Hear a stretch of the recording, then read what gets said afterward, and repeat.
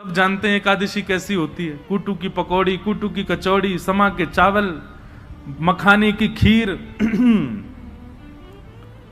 अगर व्यक्ति एकादशी वाला फलाहार नित्य करने लग जाए तो 7 दिन में 5 किलो वजन बढ़ जाए उसका। आप बाकी के दिन इतना नहीं पाते जितना एकादशी, और एकादशी के दिन तो कई लोगों को वैसे तो 3 बार पाएंगे, नाश्ता, भोजन, रात्रि भोजन। एकादशी के दिन 6 बार पाते हैं। बोले हमारा व्रत और है, बार बार कहते हो रहे हैं इस बात को, व्रत है आज हमारा। सब बातों की बात एकादशी करनी चाहिए। और उसके पीछे भाव क्या है? हम अपने प्रियतम के लिए, बस हमारा भक्ति में प्रेम बढ़े, हमारी प्रेम लक्षणा भक्ति बढ़े, हमको वो और प्रिय लगे, उसके लिए हम व्रत कर रहे हैं। अन्न जल का त्याग करके, फलाहारी होकर के व्रत कर रहे हैं। पर हम एक बात आपसे निवेदन करें, एकादशी में कुछ चीजें और मिलाइए। व्रत का मतलब क्या होता है? हमने एक पर्टिकुलर वस्तु का त्याग कर दिया। पर एक बात मेरे मन में कभी कभी आती है कि अन्न का त्याग करना कोई बहुत बड़ी बात नहीं है। आजकल के बच्चे सो करके उठते 12 बजे हैं और 12 बजे उठते हैं तो फिर भोजन पानी उनका ऐसे ही अस्त व्यस्त ही रहता है। आजकल के बच्चे एक समय ही भोजन कर लें वही बहुत है। तो भोजन का त्याग करना कोई बहुत बड़ी बात नहीं है। कई लोग बिना भोजन के भी निकल जाते हैं, बिना भोजन के भी रह लेते हैं। ये उस समय बड़ी बात थी जब और साधन नहीं थे, जब हमारे पास में टीवी नहीं था, हमारे पास में फोन नहीं था, इंटरनेट नहीं था, ये सारी आधुनिकताएं नहीं थी। तब मानव का एक ही काम था, काम करो भोजन पाओ, काम करो भोजन पाओ। भोजन ही सब कुछ होता था। उन कालों में उस भोजन को त्यागने के लिए व्रत की विधा बनाई गई। पर आज वास्तव में व्रत उस वस्तु का होना चाहिए जिसके बगैर आप एक क्षण नहीं रह सकते। उस वस्तु का व्रत होना चाहिए। तो कई बातें हैं। एकादशी में 2-3 चीजें जोड़िए। अब आज की तो निकल गई, अगली एकादशी आवे तो जैसे जो आपका अवगुण है, जैसे कई लोगों के अंदर अवगुण आ जाता है, कुछ खान पान का अवगुण हो, स्वभाव व्यवहार का अवगुण हो। सब जानते हैं कि मेरे अंदर अवगुण क्या है। मुझे क्रोध बहुत आता है, मुझे इसके प्रति ईर्ष्या होती है, मुझे ऐसा लोभ होता है, मुझे इसके प्रति मोह है। ये जो आपकी दूषितताएं, उनका व्रत कीजिए। सावधानी से सुनो, सब लोग इधर देखो, कथा सुनो। अपनी दूषित वस्तु जिसके बगैर आप एक क्षण नहीं रहते, उसका त्याग कीजिए, तब व्रत माना जाएगा।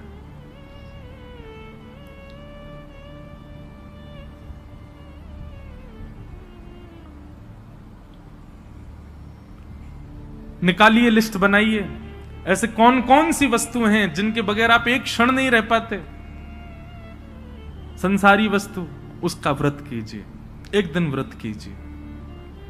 अगली एकादशी पर नियम बनाओ। सबसे ज्यादा तो फोन ही है भैया, उसके बिना ही नहीं रह पाते हम। अगली एकादशी प्रयास करके देखो। हम अपने ऊपर इसलिए लागू नहीं कर सकते, हम तो सफर में रहते हैं, इधर उधर आना जाना लगा रहता है, तो कुछ ना कुछ काम रहते हैं, तो इसलिए हम वो तो नहीं करते। फिर एकादशियों पर इंद्रियों की एकादशी करो, जैसे नेत्रों की एकादशी। नेत्रों की एकादशी मतलब आज नेत्रों से केवल और केवल ठाकुर जी और ठाकुर जी के भक्तों का दर्शन करेंगे।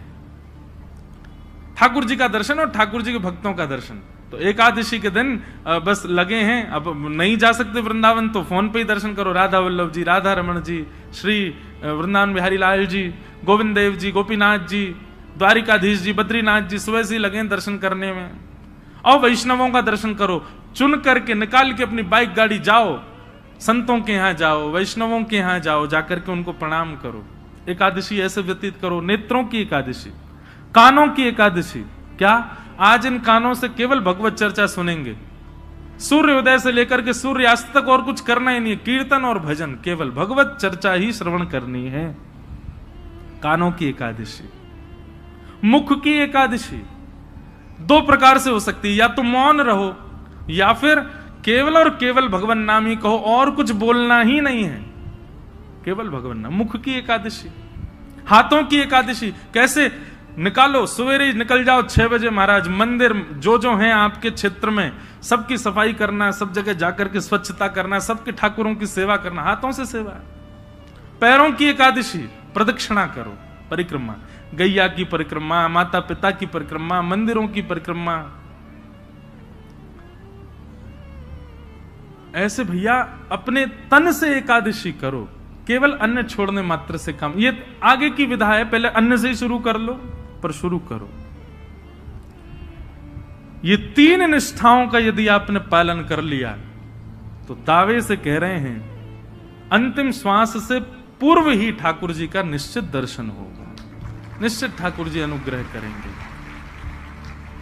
और भाई प्रयत्न तो करने पड़ेंगे, बिना प्रयत्न के ठाकुर जी तो नहीं मिल रहे। हम इतने बड़े भक्त तो है नहीं कि ठाकुर जी बेचारे हो कहे कछु ना करे, आज में ले आओ याते, कछु तो करो। ऐसे तो कछु जीवन में लाओ जैसे लाल जी आप सो प्रसन्न हो, आवे आपके समीप। और एक बात मैं आपसे कहूं, पाव भाजी खा लो बाहर किसी ढकेल पर, 20 रुपए का मिल जाएगा। वही पाव भाजी 5 स्टार होटल में खाओ 500 रुपए का। क्यों? प्रस्तुतिकरण में भेद है। ऑफरिंग, वो ऑफर करने का नतीजा है कि वहां महंगा है, यहां सस्ता है। ठीक वैसी भक्ति भी है। एक लोटा जल लिए, उसी में तुलसी डाल दी, उसी में चावल डाल दी, उसी में रोली डाल दी, उसी में चीनी डाल दी, उसी में सब डाल दी, जा गए शंकर जी पर चढ़ा के और नियम करके त्रिपुंड लगा के बेलपत्र चढ़ा के सिर पे लेके आ गए। एक तो ये ऑफरिंग है और एक दूसरी ऑफरिंग है, सारी सामग्री बढ़िया सुंदर सजा करके लेकर के गए, एक एक करके एक एक सामग्री शंकर जी पर चढ़ा रहे हैं, सुंदर कोमल हाथों से शंकर जी के सुंदर अभिषेक कर रहे हैं, और उसके बाद में सुंदर इत्र लगा करके त्रिपुंड लगा करके प्रणाम करके खूब देर रज रज के भाव से करके आ रहे हैं। दोनों में अंतर है कि नहीं? भक्ति में प्रस्तुतिकरण देखिए, आप कैसे प्रस्तुत कर रहे हो। केवल करना है ये नहीं, इससे बढ़िया तुम मत ही करो। केवल एकादशी करनी है, हमको अन्न नहीं खाना, लेकिन पूरे नाक में दम कर दिया घर के में, जे बनाओ, भूख लगी है केला लाओ, ये बनाओ, ये करो। ऐसी क्या फायदा? एकादशी एकादशी जैसी दिखनी चाहिए, उसका प्रस्तुतिकरण ऐसा रखो। ये जो भाव हम आपको बता रहे हैं, हम तो 10% बताएंगे, बाकी आपको विचार करने पड़ेंगे। अब अगली एकादशी होगी, उसमें क्या करना चाहिए जिससे ठाकुर जी प्रसन्न हो। क्योंकि एकादशी के दिन ठाकुर जी दोनों नेत्र खोल करके सब पर दृष्टि डाल करके सबकी क्रियाएं चेक करते हैं। एक प्रकार से यह समझ लीजिए, एकादशी अवसर है, 15 दिन में जो आपने किया उससे निवृत्त होने का अवसर है। इसका मतलब यह नहीं कि 14 दिन सब आपने किए, बोले एकादशी आई रही है सब बढ़िया कर लेंगे उस दिन। अवसर है, अवसर मिला, अब अगले दिन से प्रयास करें कि अब दूषित नहीं करना है। बहुत सारे भाव हैं, मैं तो बोलते ही चला जाऊंगा। हमारे गुरुदेव एक बात कहते हैं कि भाव थोड़े कह करके और फिर आगे बढ़ो। मैंने कहा क्यों गुरुजी, पूरा प्रस्तुतिकरण ही कर? बोले नहीं, कुछ गृह कार्य रहने दो ना, उनको भी सोचने दो, श्रोताओं को भी। तो अब आगे की चीज आप विचार करो। ये 3 निष्ठाएं हैं, इन तीनों निष्ठाओं में एक चीज का ध्यान रखना है, प्रस्तुतिकरण। नाम जप कितना कर रहे हैं ये जरूरी नहीं है, पर जितना कर रहे हैं कैसे कर रहे हैं ये आवश्यक है। तुलसी निष्ठा केवल गले में पहन करके डोल रहे हैं ये नहीं, तुलसी जी को धारण करके आप कितना मान सम्मान का ध्यान रख रहे हैं, कितने आचार विचार की शुद्धता कर रहे हैं ये आवश्यक है। एकादशी कर रहे हैं, पर एकादशी के दिन आपका व्यवहार, आपका स्वभाव, आपकी क्रियाएं कैसी हैं उसका ध्यान रखें। तो आज एकादशी है और आज हमारे वृंदावन के मुकुटमणि ठाकुर जी श्री राधा वल्लभ लाल जी को जिन्होंने प्रकट किया, ऐसे श्री हेतरवंश महाप्रभु, उनका प्रादुर्भाव हुआ, उनका प्राकट्य आज के दिन हुआ। बंधुओं, श्री महाप्रभु जी जो हैं ये वंशी के अवतार हैं, ठाकुर जी की वंशी। वृंदावन में 3 हरित्रयी हैं, 3 हरि हुए। कौन कौन? पहले हरिवंश महाप्रभु, दूसरे स्वामी श्री हरिदास जी और तीसरे हरिराम व्यास जी। ये हरित्रयी बोली जाती। और इन हरित्रयों के रूप क्या हैं? ललिता, विशाखा और वंशी।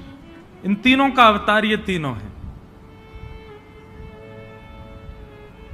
आप सबको पता है, और नहीं पता है तो सुन लीजिए। अभी मेरी नासिक में कथा थी तो इतना मुझे सुख मिला। प्रथम दिन और अंतिम दिन 2 दिन मैं त्र्यंबकेश्वर दर्शन करने गया, क्योंकि मेरा नियम था कि 1 महीने तक मैं उस परिसर से बाहर नहीं जा सकता जहां कथा थी। तो वहां से महादेव का स्थान लगभग 30 किलोमीटर था। प्रथम दिन गया अनुष्ठान से पूर्व, तो जैसे ही मैं पहुंचा कितना सुख मिला। देखो, वहां के सारे पुजारी जो अपने त्र्यंबकेश्वर भगवान के सेवाधिकारी, मैं जैसे ही पहुंचा तो मुझको लेकर के गए, बोले आप चलो गर्भगृह में अंदर प्रणाम करने। मैंने कहा नहीं भैया, देखो मैं खुद वीवीआईपीओ के कथाओं में जाकर के जो है उनकी बुराई निंदा कर देता हूं, खुद बन के जाऊं तो बड़ा विचित्र लगता है। और नहीं नहीं, आपको चलना पड़ेगा। मैंने कहा देखो, खुद प्रयास करके जाना, उसमें हो सकता है कि गड़बड़ी हो, लेकिन कोई खींच के ले जा रहा हो तो फिर मना नहीं है। आप स्वयं प्रयास करके मत जाओ, लेकिन आपको पुजारी जी स्वयं ही खींच ले जाएं तो फिर दिक्कत नहीं है। कई लोग सोच रहे होंगे, बोले ठीक है तो फिर हम पुजारी जियों से ही अपने संबंध बना लेंगे, बढ़िया। उनसे कह देंगे देखो हम प्रयास नहीं करेंगे, तुम खींच लेना हमको। तो ले गए अंदर जाकर के महादेव के सामने कुछ स्तुति आदि की, उसके बाद पुष्प अर्पित किया और मेरा रोम रोम पुलकित हो गया। जैसे ही मैंने प्रणाम किया, सारे पुजारी एक स्वर में बोले बोलो श्री राधा वल्लभ लाल की। ये सुनते ही मेरा रोम रोम पुलकित। मैंने कहा आप लोगों ने? बोले नहीं, आपने कहा है ना कथा में कि श्री राधा वल्लभ जी जो हैं ये महादेव के ठाकुर जी, ये हमारे श्री महाकाल भगवान के निज ठाकुर जी हैं।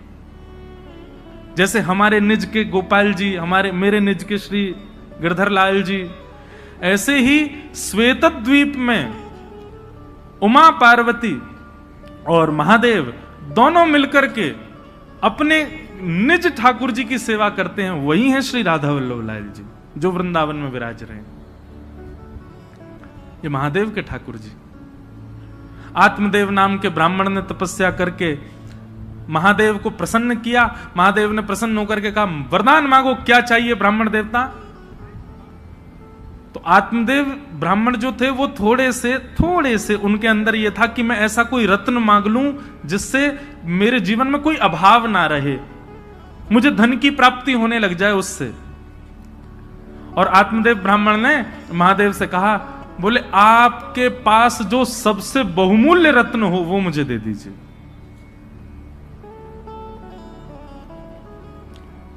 महादेव ने जैसे ही सुना नेत्र सजल हो गए, बोले तुम सब दुनिया मांग लो हमसे, लेकिन ऐसा मत कहो कि अपना बहुमूल्य रत्न दे दो, क्योंकि महादेव के बहुमूल्य रत्न तो श्री राधा वल्लभ जी हैं।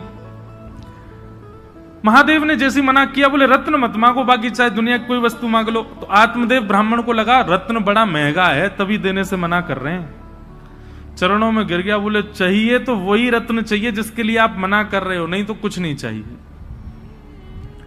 तब महादेव भाव नेत्रों से अश्रुपात हो रहे हैं, श्वेत द्वीप गए और जाकर के अपने त्रिभंग लली श्री राधा वल्लभ लाल जी को कंठ से लगाया और एक वस्त्र में ठाकुर जी को पधरा करके आए और आकर के उस आत्मदेव ब्राह्मण को प्रदान कर दिए। महादेव अंतर ध्यान हो गए। उसने तो उत्सुकता से जैसे ही वस्त्र हटा के देखा तो श्री राधा वल्लभ लाल जी खड़े थे। बट दुखी हो गया बेचारा, बोले मैंने तो रत्न मांगा था जी, ऊपर से सेवा और दे गए मुझको, तो वैसे ही खर्चा पूरा नहीं हो रहा घर का, अब इनको भी पधराना पड़ेगा सब कुछ।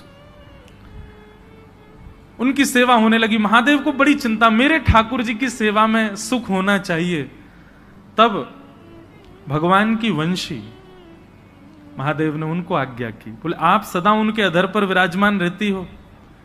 और वंशी के मन में भी ये भाव रहता है कि ठाकुर जी मेरे कोमल छिद्रों को दबा करके मानो मेरी सेवा करते हैं, ठाकुर जी मेरी सेवा करते हैं। इससे वंशी को कई बार मन में ऐसा भाव आता है कि नहीं नहीं नाथ, मैं आपकी सेवा करूं, आप क्यों मेरी सेवा करते हैं?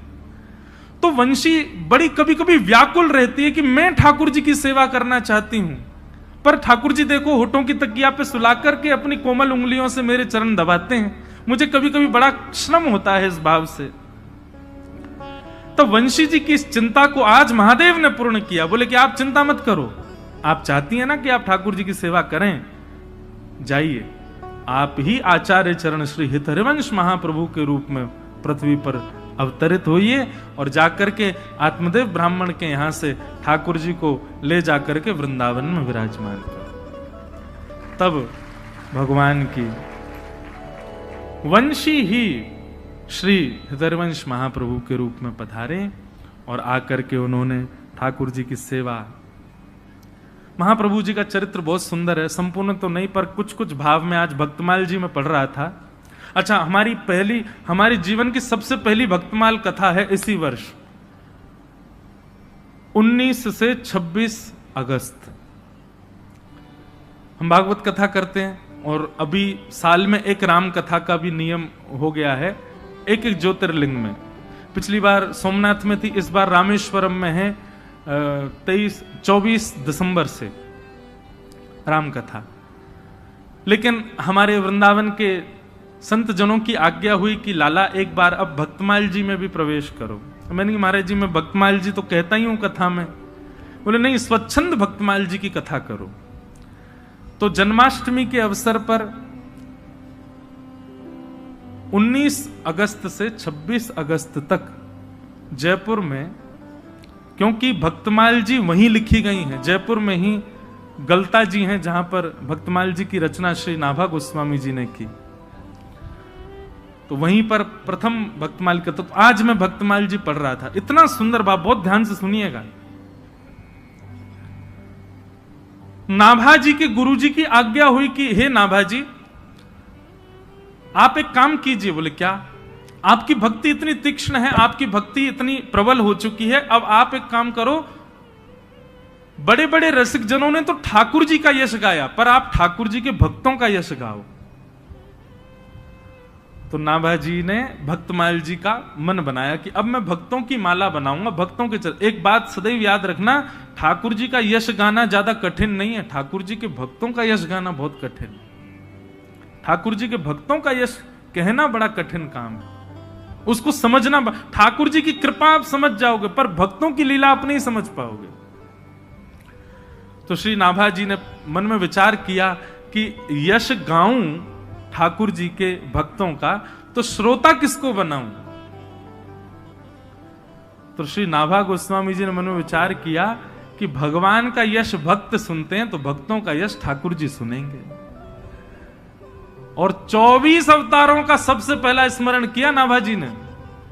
24 अवतार बैठाए अपने सामने, ठाकुर जी के 24 अवतारों का आवाहन करके और उनको ही श्रोता बना करके नाभा जी ने भक्तमाल जी कहनी प्रारंभ की। उसमें सारे भक्तों के चरित्र आए, सुग्रीव जी से लेकर के हनुमान जी महाराज तक, और महाराज गरुण जी से लेकर के और श्री रामानुजाचार्य जी तक, सारे भक्त चिंतन करते जाते, जो जो भक्त अपने। अच्छा, एक और बात है, भक्तमाल में किन किन भक्तों के चरित्र हैं? तो श्री नाभा जी कहते हैं ठाकुर जी तो सबको प्रिय हैं, पर भक्तमाल में उन भक्तों के चरित्र हैं जो ठाकुर जी को प्रिय हैं। क्योंकि भाई 24 अवतार सामने बैठे हैं, तो 24 अवतार उन्हीं को सुनना चाहेंगे जो उनके प्रिय हों। उन भक्तों के चरित्र आए, लेकिन सारे भक्त आ गए भक्तमाल जी में, हमारे वृंदावन के रसिक जन नहीं आए। क्योंकि नाभा जी तो स्मरण करते थे ना, जो भक्त का चिंतन आता उसी का छप्पे छंद लिख देते, सबका यश गाया, लेकिन वृंदावन के रसिक संत जन चित्त में नहीं आए। तो श्री नाभा जी चिंतित हो गए, बोले कि भैया सारे भक्तों का चिंतन चित्त में हो रहा है, लेकिन ब्रजमंडल के वृंदावन के वैष्णव भक्तों का, संतों का चिंतन मुझको क्यों नहीं हो रहा? तब उन्होंने अपने गुरुदेव से जाकर के अपना ये भाव प्रकट किया, बोले सारे भक्त मेरे चित्त में आ रहे हैं, पर वृंदावन के भक्तों का स्मरण नहीं हो रहा मुझको। कितनी सुंदर बात। उनके गुरुदेव ने आज्ञा करते हुए कहे, बोले भैया ये जितने भी भक्तों का चरित्र तुम गा रहे हो, ये कोई ना कोई भक्त इन 24 अवतारों को, जिनको तुमने सामने बैठाया है, इन 24 अवतारों को कोई ना कोई भजता है। कोई हयग्रीव भगवान को भजता है, कोई नृसिंह भगवान को भजता है, कोई बराह भगवान को भजता है, कोई कृष्ण को भजता है, कोई राम जी को भजता है। पर वृंदावन के तो सब श्री किशोरी जी को भजते हैं, और जब तक किशोरी जी नहीं आएंगी तब तक ब्रज के रसिक नहीं आ सकते। जय हो। ये भाव जैसे पढ़ाना, नेत्र सजल हो गए कि जब तक किशोरी जी का स्मरण नहीं करोगे नाभाजी, तब तक ब्रजमंडल के संत तुम्हारे चित्त में नहीं आ सकते, रसिक जन नहीं आ पाएंगे। तब श्री वृंदावनेश्वरी किशोरी जी हमारी श्री राधा रानी का स्मरण किया।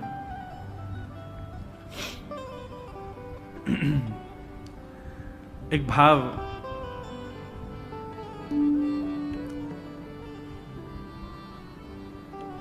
श्री किशोरी जी के लिए व्यासपीठ से प्रकट किया, आओ उसी को कह करके चले आगे। वृंदावन में जाओ तो भैया किशोरी जी से इच्छा, मैं एक बात कहा करता हूं कथाओं में कि आपका मन वृंदावन जाने का हो रहा है तो समझो ठाकुर जी आपको याद कर रहे हैं।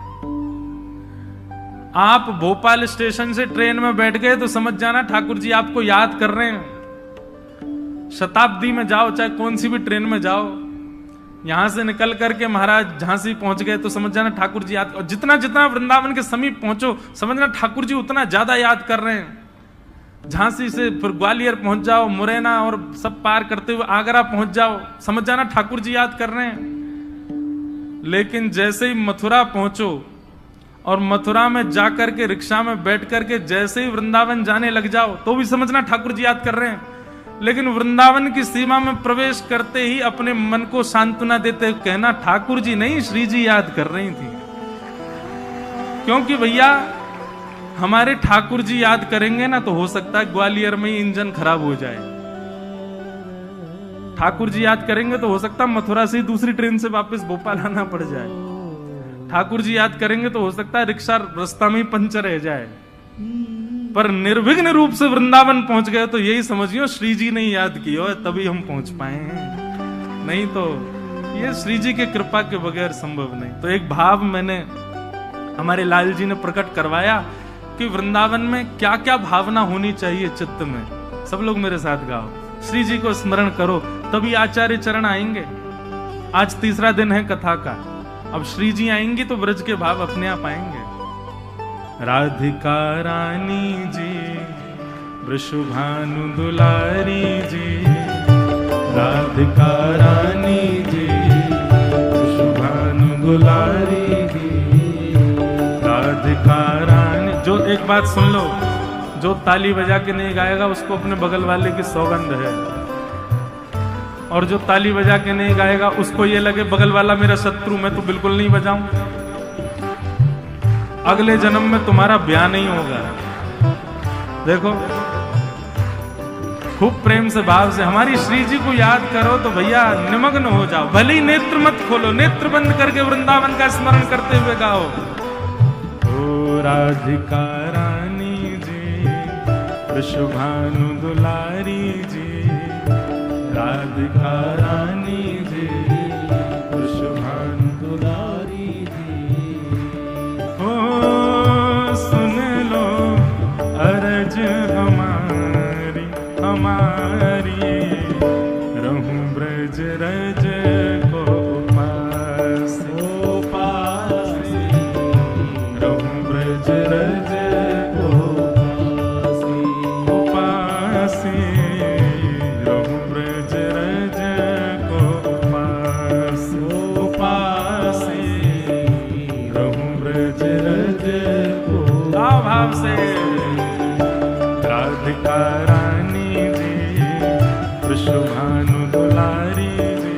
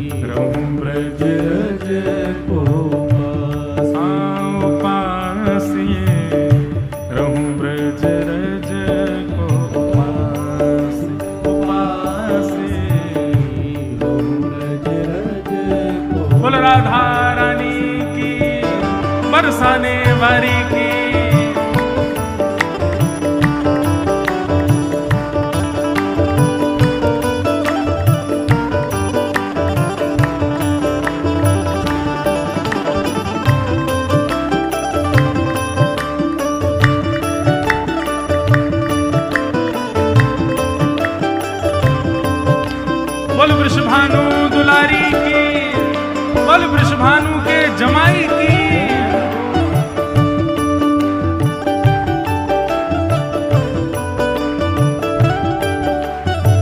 देखो इस पद में 3 बातें हैं। वृंदावन की मंगला कैसी होनी चाहिए, वृंदावन का मध्य दोपहर कैसी होनी चाहिए, और वृंदावन की शाम कैसी हो।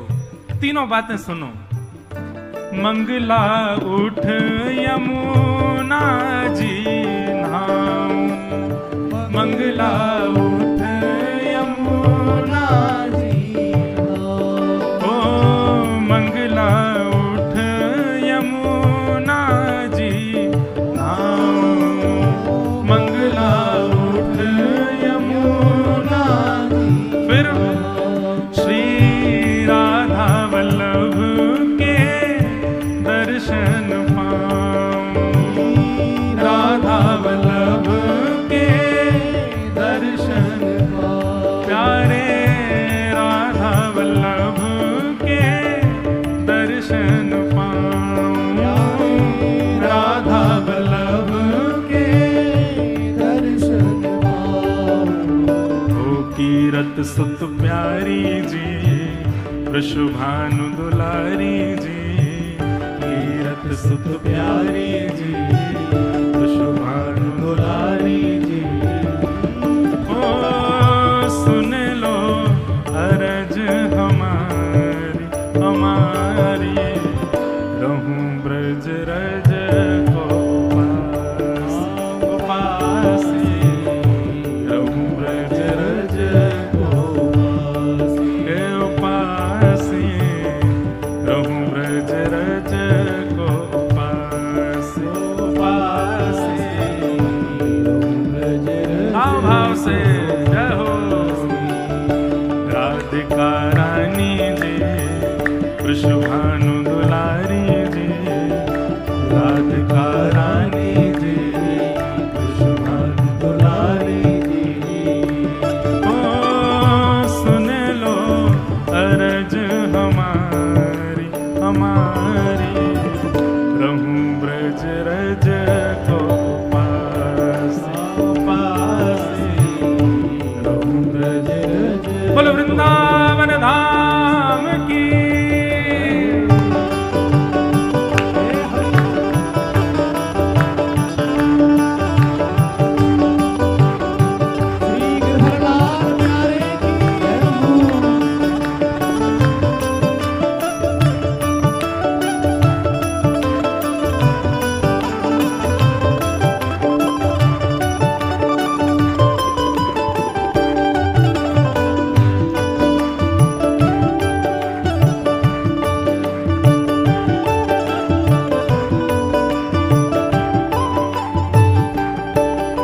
अब मंगला में क्या करना, यमुना जी नहाओ, राधा वल्लभ जी के दर्शन करो। अब आया राजभोग का समय। दोपहर के समय क्या करो, ब्रजवासिन के मधुकरी पाऊं, ब्रजवासिन के मधुकरी पाऊं। वृंदावन में कहीं बाहर भोजन नहीं करना है। जाओ किसी ब्रजवासी, अनजान ब्रजवासी, द्वार खटखटाओ, बैल बजाओ, वो निकल के आए तो उससे कहो आपके घर में जो कुछ बचा हो प्रसादी हमारे हाथ में दे, उसको पाओ। अरे भैया, जिन ब्रजवासी के घर में जबरदस्ती घुस घुस के ठाकुर जी भोजन करते हैं, हम तो मांग के पा सकते हैं ना, पाओ। ब्रजवासिन के मधुकरी पाओ, ब्रजवासिन के मधुकरी पाओ, ब्रजवासिन के मधुकरी पाओ, ब्रजवासिन के मधुकरी। उसके बाद श्री राधा रमण के दर्शन पाऊं, राधा रमण के दर्शन पाऊं, प्यारे राधा रमण की झांकी पाऊं, राधा रमण की झांकी पाऊं। महलन वारी जी अति सुकुमारी जी, महलन वारी जी, अति सुकुमारी जी, ऊंचे महलन वारी जी, अति सुकुमारी जी, महलन वारी जी, अति सुकुमारी जी। ओ सुन लो अरज हमारी हमारी, रहूं ब्रज रज को पास पास, रहूं ब्रज रज को पास पास, रहूं ब्रज रज को पास पास। अब मंगला में यमुना जी स्नान, राधा वल्लभ जी दर्शन, फिर ब्रजवासियों की मधुकरी और श्री राधा रमण जी का दर्शन। अब तीसरा काम वृंदावन में क्या करना है? रसिक जनन की सेवा पाऊं, रसिक जनन की सेवा पाऊं, ओ रसिक जनन की सेवा पाऊं, रसिक जनन की सेवा। फिर प्यारे बांके बिहारी संग नेह लगाऊं, बांके बिहारी संग नेह लगाऊं, प्यारे कुंज बिहारी संग नेह लगाऊं, प्यारे कुंज बिहारी संग नेह लगाऊं। कृष्ण मनोहारिणी जी, अति सुकुमारी जी, कृष्ण मनोहारिणी जी, अति सुकुमारी जी। ओ सुन लो अरज हमारी हमारी, रहूं ब्रज रज को पास पास, रहूं ब्रज रज को पास पास, रहूं ब्रज रज को पास पास, ब्रज रज को। भाव से राधिका रानी जी, विश्वभानु दुलारी जी, राधिका रानी जी, विश्वभानु दुलारी जी। ओ सुन लो अरज हमारी हमारी, रहूं ब्रज रज को पास पास, ब्रज रज को पास, रहूं ब्रज रज को पास पास, ब्रज रज को। अब मेरी भावना ऐसी कि मंगला हो गई राधा वल्लभ जी के दर्शन से, फिर ब्रजवासी इनकी मधुकरी पालई राधा रमण जी के दर्शन करके, और फिर साय संत जनन की सेवा करके बिहारी जी सो नेह लगा लियो। अब अंतिम इच्छा हमारे गिरधर लाल जी की छाप से कीर्तन लिखा गया है। अंतिम इच्छा क्या है? ये मधुकरी पा करके, संतन की सेवा करके, यमुना जी में स्नान करके, तीनों ठाकुरन के दर्शन पाके चाहते क्या हो? तो ये अंतिम भाव, गोवर्धन पर्वत पे राजो, गोवर्धन पर्वत पे राजो, गोवर्धन पर्वत पे राजो। हे श्यामा जी, हमारी इच्छा ऐसी है, इन तीनों की ये काम करते हुए हम गिरिराज जी जावें, और जब गोवर्धन की परिक्रमा करें तो श्री गिरी कंदरा में आपके हमको दर्शन है जाएं। गोवर्धन पर्वत पे राजो, और श्यामाजू आप अकेली मतइयो, तो हमारे नेक्स्ट से गिरधर लाल जी हैं, इनके संग पधारियों। गिरधर लाल संग दर्श करा दो, गिरधर लाल संग दर्श करा, प्यारे गोवर्धन पर्वत पे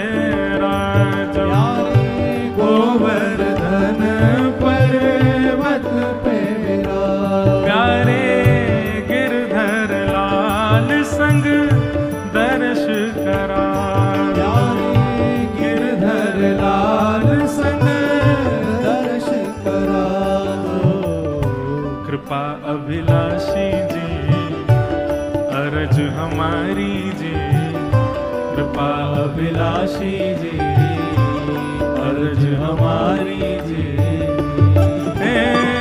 सुन लो अरज हमारी हमारी, रहूं ब्रज रज को पासी उपासी, रहूं ब्रज रज को पासी उपासी, रहूं ब्रज रज को पासी उपासी, ब्रज रज